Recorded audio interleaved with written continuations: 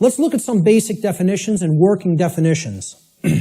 Now, first thing we're going to define is definition. Let's define what a definition is, okay? A definition is an exact statement, a statement of the exact meaning of a word, all right? We're looking for an exact meaning, not a connotation, not a maybe or a like or a somewhat. We're looking to narrow the focus. That's why it definites it. It makes it finite.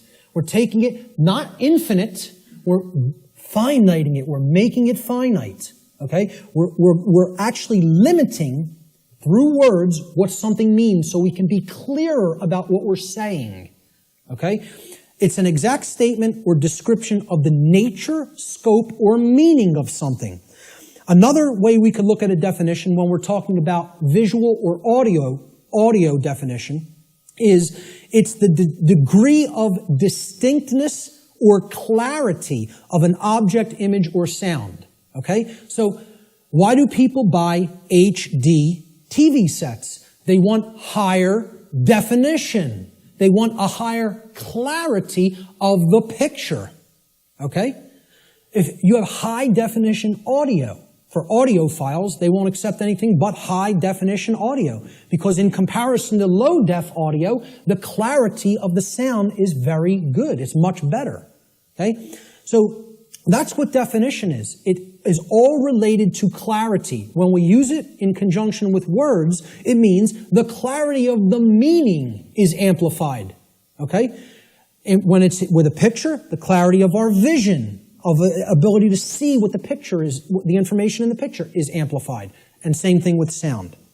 The more accurate the definitions that we have for words or concepts, the better our clarity of meaning and therefore our understanding of those concepts, words or concepts will be. So definition simply means clarity of meaning when we're applying it to words and concepts. So therefore, let's define natural law. So this is what we're going to be talking about for the rest of the day. We have to define it. The simple definition of natural is inherent, having a basis in nature, reality, and truth, not made or caused by humankind. So if it's natural, wasn't made by mankind, didn't make it.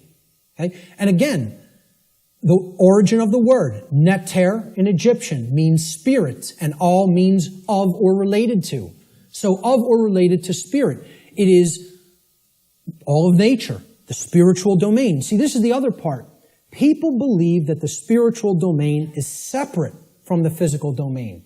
This is a huge thread and a huge central focus in all of my work.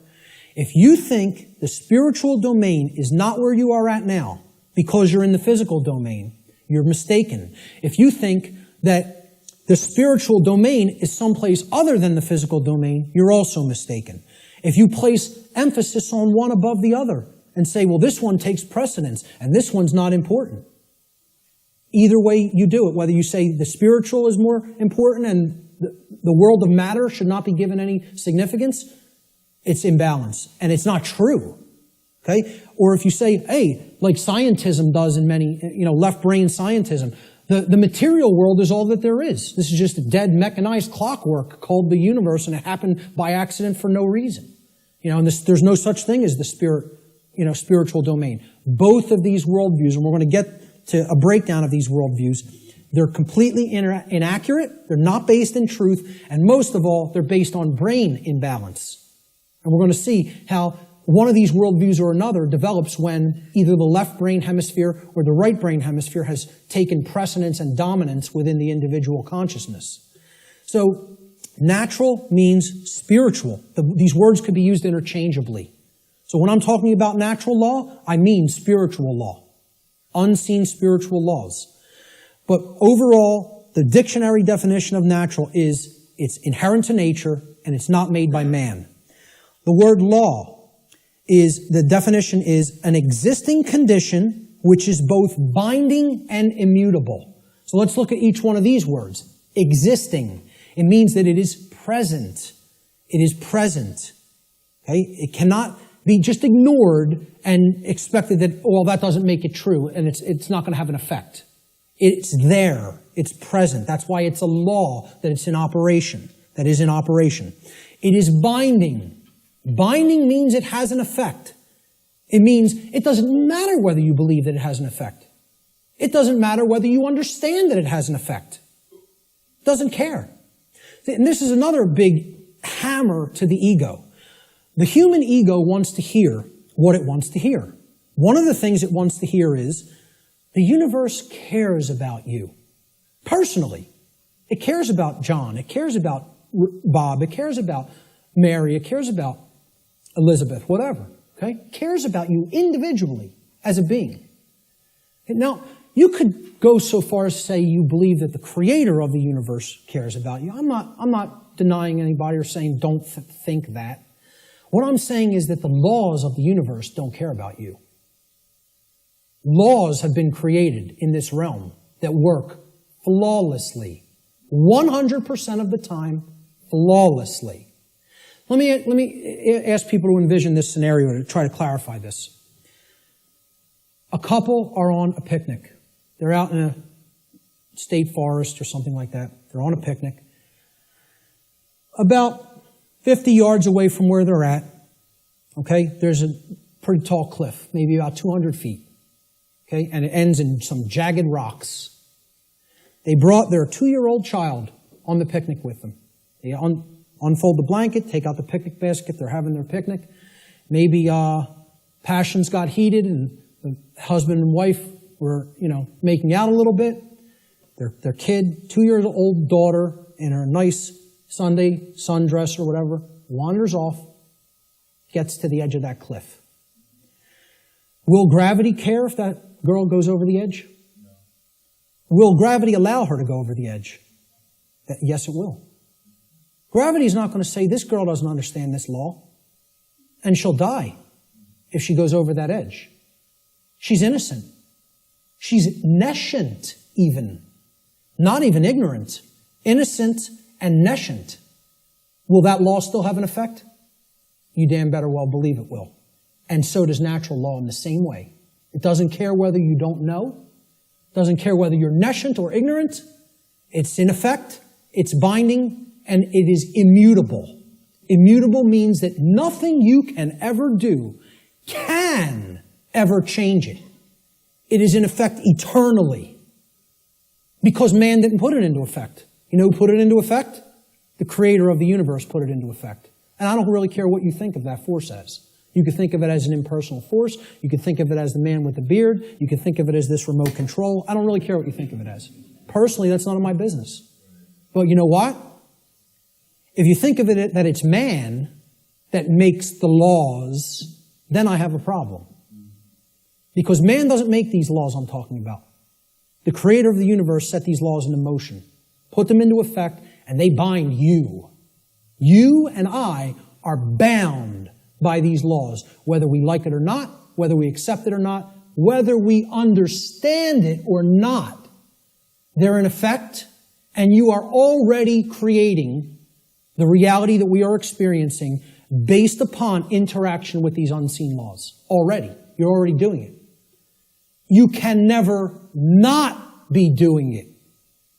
That's an impossibility. Okay? You're always creating, co-creating in harmony, in cooperation, I should say. Whether it's in harmony or opposition is a different story. In cooperation with these spiritual laws that I'm going to talk about. You are already creating in cooperation with them and can never not do so as long as you exist in the physical domain. Okay? So that's what the simple definitions that we're working forward with. Natural law doesn't mean anything other than this. That's it. It means, so let's put them together. Inherent, existing conditions. Conditions that exist in nature, which are both binding and immutable. They have an effect whether they're understood or not, and they cannot be changed. So what would be our requirement of knowledge here? What do you think should be done? If we are always working with these, do you think we're going to create something that is wise to create? That is good, that is in alignment with what we say we want, if we don't know how these laws operate? You know what's going to be created? A mess. Total chaos. Something you don't want. Something that leads to enormous suffering. which is where we're at.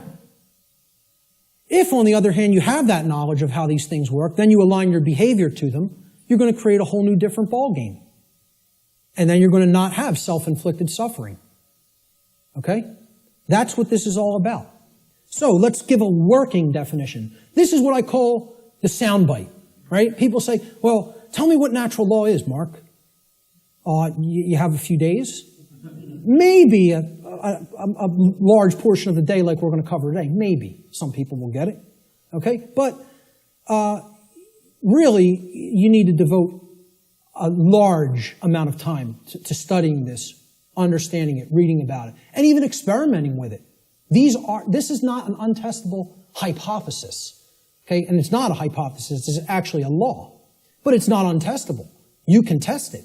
You can apply all the scientific methodologies to natural law. Same thing. Gather your information, observe, hypothesize, observe, test the results, publish the results. That's scientific methodology. The scientific methodology will be borne out for everything I'm talking about in this presentation if it is applied. Because this is not a religion. This is not some new age mumbo jumbo. This is a science. It is a science that constitutes knowledge of how laws that are existent, in operation, and immutable in this universe work, and how we are creating what we experience in conjunction with these operating laws. And man didn't put them into effect. Whatever created this universe put them into effect. I'm not here today to tell you what that is. Your job in your own personal experience is to get in touch with what you feel that is. I'm not here to tell you what that is. Now, I'm not here to tell anybody what that is. But my whole point is, it created these laws, and they're in effect. And if you want to stop suffering, and if you want the human condition to change, you have to understand how these laws work. There is no way around that. Knowledge of these laws is required. And this is what people in the so-called New Age movement and in religious communities and in other communities don't want to acknowledge. They don't want to acknowledge that work is required. So let's give a working definition for natural law, my soundbite variant, okay? I tell people who want the 6 o'clock news edition of what natural law is, okay? Natural law is universal, non-man-made, binding, and immutable conditions that govern the consequences of behavior, and specifically, at least on this planet, human behavior. I would say in the universe, it governs the behavior of all intelligent beings. Intelligent beings. Okay? Natural law is a body of universal spiritual laws which act as the governing dynamics of consciousness. The governing dynamics of consciousness. That's the working definition.